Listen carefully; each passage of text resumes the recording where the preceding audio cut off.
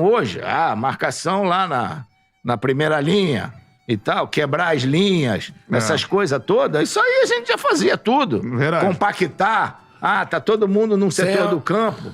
Cara, e você vê que o nosso time era um time que jogava ofensivamente Amassava os caras e não levava exatamente. gol. Isso aí.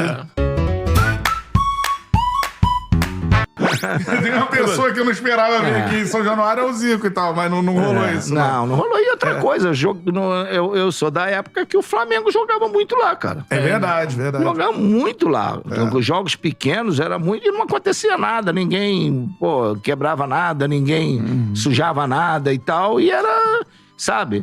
Bom você eu falar acho que né? isso é importante. Você, cara... a rivalidade, ela vai existir sempre, mas, essas coisas que acontecem, brigas e marcar briga num local... eu vi isso na Rússia também, vi isso na Turquia, sabe? É impressionante. Igual a Turquia não tem no mundo. Você passou numas praças aí que... A questão do Galatasaray e Fenerbahçe. Você ganhou um título na casa do Galatasaray? Foi. Nós ganhamos lá e, parou o jogo e os caras quebraram 80% das cadeiras do estádio. Isso. E pararam o jogo. Foi brabo. Fumaça pra cacete. Eu já vi esse vídeo. Esse vídeo é tenso. É tenso terrível, demais, é terrível. Nosso jogador foi bater o córner, esses copinhos de água aí.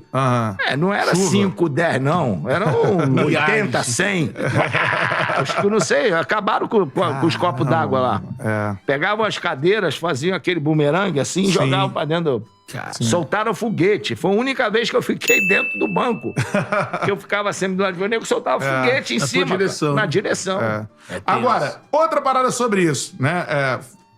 A torcida do Flamengo é a maior do planeta, né? E não interessa o que façam os grandes clubes europeus de marketing, que tá lá, a torcida do Flamengo é a maior do planeta. E você também acha, e como é que é isso pra você? A galera comemora Natal rubro-negro no dia do seu aniversário. Para com isso. O Galo não gosta disso. Ele não gosta, Mas assim, você tem a noção desse time de 81, o time e você, como o grande expoente, como camisa 10, desse time ter mudado a história do Flamengo? Total. E aconteceu, porque eu vivenciei uma fase inicial. O Flamengo era Rio de Janeiro. Rio de Janeiro botava 150 mil pessoas, 120, sempre fez isso. Mas não no Brasil inteiro. No mundo, né?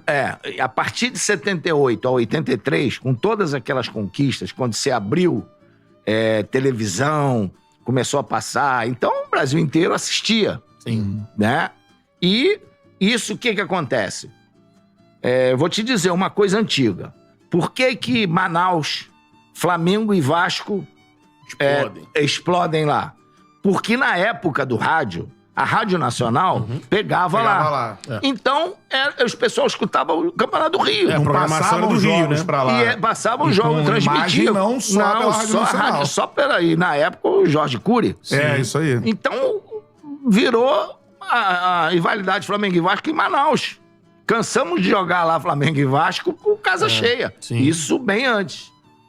Quando veio... eu joguei em 71 com o Flamengo, em São Paulo, de não ter um gato pingado lá do Flamengo, torcedor.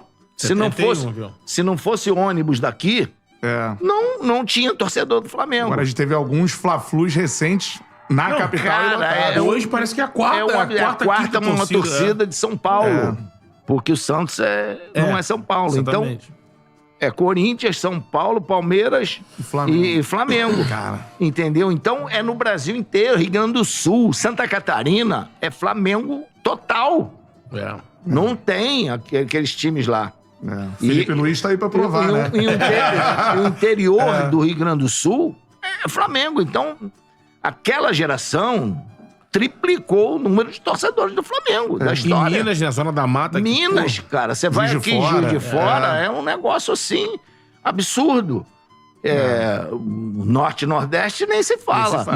Então, a gente sabe da importância que aquela geração teve, tá? Então, por isso, passou a se chamar Nação Rubro-Negra. Exatamente. Exatamente. Foi por isso. Porque muito se falou, e é óbvio que você já respondeu isso várias vezes, da geração de 2019 da sua. Eu, né, sempre toco nesse ponto. Hoje você tem um Flamengo que até pode contratar esses jogadores por conta dos recursos que chegam da torcida, que é gigante por causa da geração de vocês. Sem dúvida. Então a geração de vocês, pra mim, é inigualável. Não dá nem pra comparar. Não dá pra comparar porque é uma geração que muda a história total de um clube. Um timaço formado na base, a longevidade do trabalho. O Flamengo não precisou comprar ninguém pra ser campeão do mundo. Exatamente. Entendeu? Você tinha um time da base.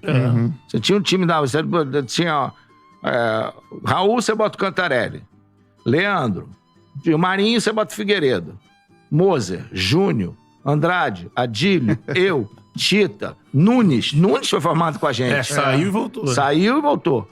E do Lico você tem lá um Anselmo. Caramba. Entendeu? Então, todo mundo da base. Todo mundo da base, cara. Todo mundo. E Raul, como que veio? Raul veio, já tinha parado de jogar e tal. Sabe? Marinho foi o Coutinho.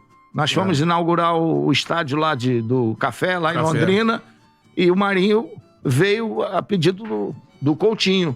E o Lico, o meu irmão, o Edu, tava lá, foi técnico e indicou ele pro Flamengo. E ele veio, ficou e depois... deslanchou. Foi a cereja do bolo do nosso time. Verdade, Entendeu? Sensacional. Essa geração aí... Cara, e ganhou o Mundial, mais do que isso. É um dos maiores times da história do futebol. Isso que fazem hoje estilo de jogo... Vocês faziam 81, né? Exatamente. A famosa teia de aranha do Coutinho, né? Isso que ficou meio que atrelado ao Barcelona do Guardiola. Inventou isso. Calma aí. Tanto que o Guardiola vai lá falar de 82 também da seleção. Exatamente. O Coutinho era um cara que deu pra nós, jogadores, um pouco da mudança de conhecimento tático. Porque a gente, lógico, jogava nosso futebol, tinha aquele tradicional forma ali. E ele começou com as mudanças que aconteceram em 74, da Holanda, ele ficou muito empolgado. Só que ele empolgou até demais. Ele quis fazer do Brasil uma Holanda. E esqueceu que tinha o talento. Quando ele voltou de 78, ele já voltou diferente. E aí ele aliou todo o talento à mudança tática. E aí ele já começou a fazer, vocês vão jogar, libera, mas vamos botar dessa maneira. O Coutinho, ele fazia uns treinamentos de marcação hoje. Marcação lá na primeira linha e tal, quebrar as linhas, essas coisas todas. Isso aí a gente já fazia tudo. Verdade. Compactar. Tá todo mundo num setor do campo. Cara, e você vê que o nosso time era um time que jogava ofensivamente... Amassava os caras e não levava exatamente gol. Isso aí. Você bota aí, não sei, 400 partidas, 500. Se a gente em 5 levou 4 gols, foi muito. Entendeu? Isso durante anos. Durante 6 anos. Durante 6 anos. Eu lembro do jogo no Palmeiras com o Tele. Palmeiras, às vezes o Vasco, o campeonato e tal. Mas tinha a Forra também, né? Sim. Sabe? Então... Aquele período, você vê, o Raul falou, eu joguei 3 decisões que eu não tomei gol. Sim.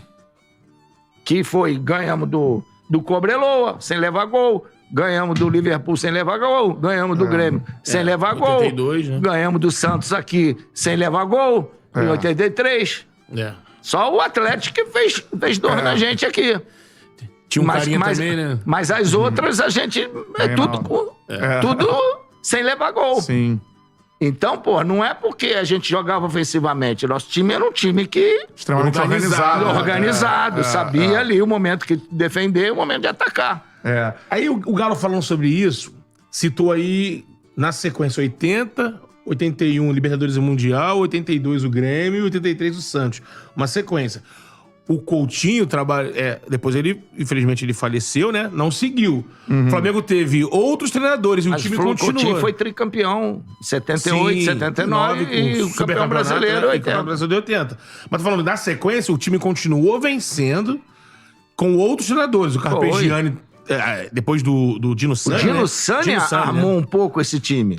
O Dino Sani, ele armou um pouco a maneira de jogar desse time. Mas é verdade que tinha um problema de relacionamento? Ele era muito durão com vocês? Não era. Ele teve um problema com o Moser, que o Moza, num jogo lá, enfeitou e ele reclamou, ele tirou.